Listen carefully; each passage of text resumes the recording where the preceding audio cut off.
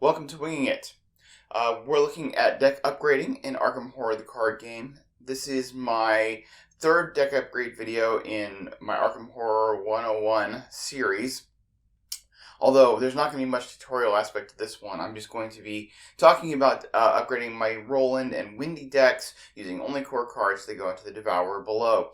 There will be spoilers as I'm discussing certain aspects of the upcoming scenario, so if you haven't played it, please don't watch this yet. Go play it and you can come back and see what choices I made. I also want to mention that I accidentally made an error before where I had, when rebuilding these decks, because there's been time in between when I've played these scenarios, I had stuck these two overpowers in instead of physical training. So that I had actually had physical training instead of overpower in the first scenario, and then I accidentally slotted those in for the second scenario. That would have actually cost me an XP had I done that on purpose.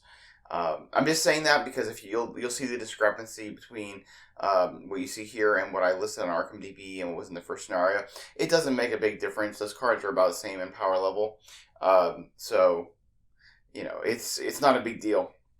But I just wanted to mention it, point out my mistakes as I'm wont to do on this channel.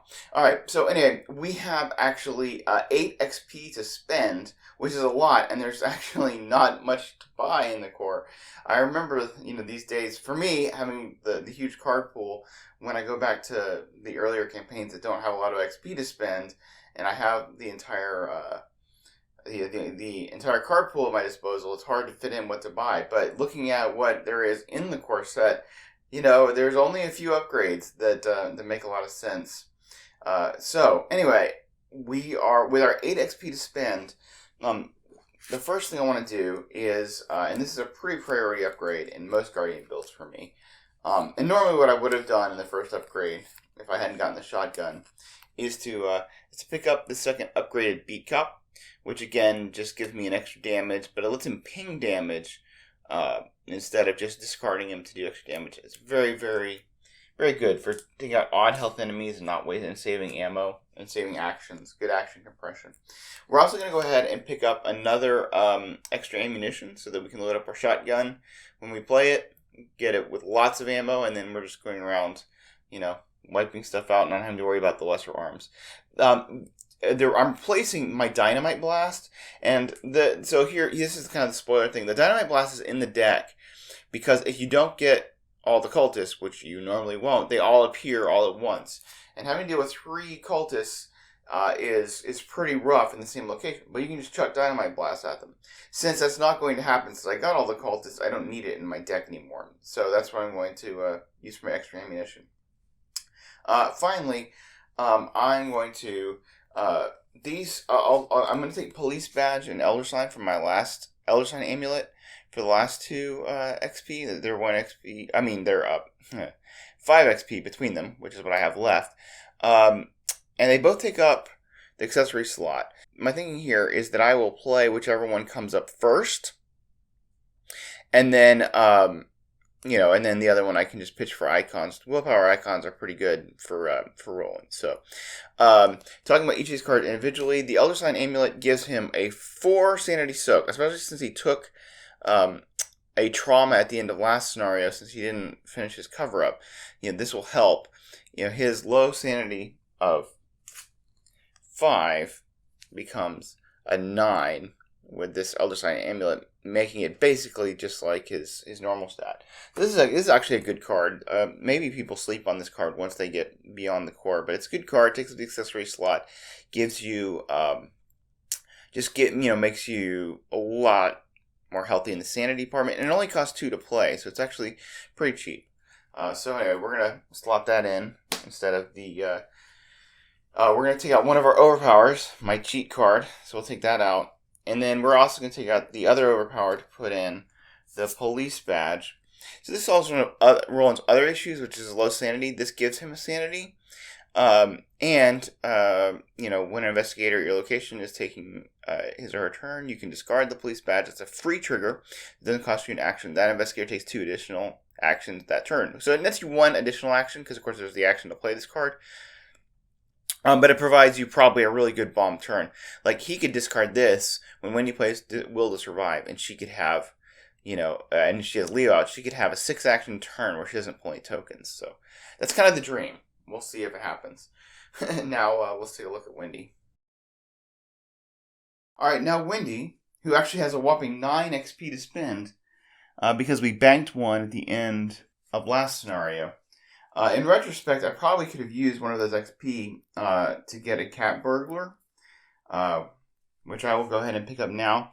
A cat burglar is a really good ally. I think a lot of people don't look at him because, of course, it takes up the same slot as Leo, but sometimes you won't draw Leo, like I did in the last scenario. He gives her an extra agility, which makes her evade at a whopping 5. And then you can also use him to disengage from each enemy engaged with you and move to a connecting location. It does not provoke attacks of opportunity. In that case, it's saving you an action. It's just like having a Leo, because you're saving the action of evading and moving. And putting that into one action. So, Cat Burglar is actually really good. I really enjoy him and Jenny, actually, from Dunwich. Once you can pick up Charisma, which is a card in the Dunwich cycle that lets you have 2 ally slots out at once. But anyway, I'm still going to take him because I don't have a lot of other things, and it's certainly better than Burglary, which we'll remove. And I'm actually going to take, because I have so much XP to spend, I'm going to take a second one of those. And we'll just take out the Cunning Distraction. Again, the Cunning Distraction is that big bomb effect. It's very expensive. It's hard to afford. And lets you evade all enemies at your location. That is really good for, again, dealing with that problem of all those cultists spawning. And since, the cultist spawning is not something we're going to have to worry about.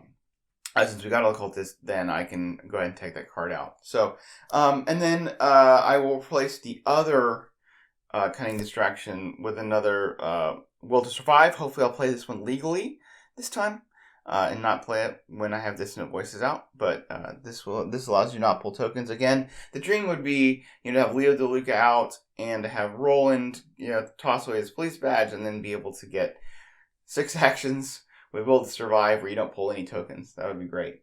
So we're putting out that other kind of distraction. And finally, we're just going to upgrade both of our luckies here. Okay, so that's our normal lucky. This is the upgrade lucky. The only difference is between the two, right, is that this one gives you an extra draw after you use it. So adding draw to cards is really, really good. And later on the upgrade emergency caches that way, but being able to see more of your deck and replacement effects, if you're unfamiliar with card games or this is pretty new to you, card draw can maybe seem like it's I don't know, it can be easy to undervalue it, but anything you can add draw to a card, it's really good. It thins out your deck. It helps you see more of the cards that you put in your deck that you want to see. So it's definitely worth an upgrade. It's also really the only other place that Wendy can spend XP, at this point with her 9 XP that she has to spend. So let's go see how we do in Devourer Below.